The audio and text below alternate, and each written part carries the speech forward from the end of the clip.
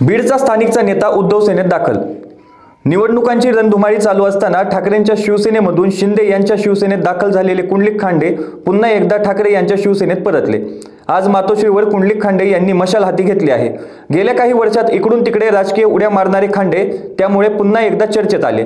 बीड जिल्ह्यात शिवसेनेचे कार्यकर्ते अशी ओळख असलेल्या कार्यकर्त्यांपैकी एक म्हणजे कुंडलिक खांडे।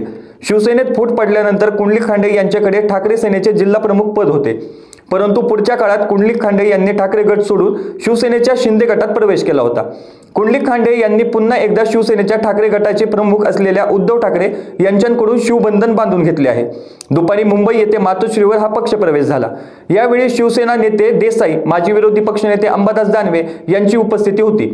उद्धव ठाकरेंकडून शिवबंधन बांधून घेतल्यानंतर कुंडलिक खांडे म्हणाले की मागील 22 वर्षांपासून मी शिवसैनिक म्हणून काम करतो आहे। मागच्या काळात काही कारणावरून मला जिल्हा प्रमुख पदावरून कमी करण्यात आले होते। माझ्याकडून काही चुका झाल्या असतील तर साहेब मला माफ करा। मी अंबादास दादांच्या नेतृत्वात पुन्हा एकदा ताकदीने कामाला लागून बीड जिल्ह्यात स्थानिक स्वराज्य संस्थांवर आपला शिवसेनेचा भगवा फडकविल्याशिवाय राहणार नाही।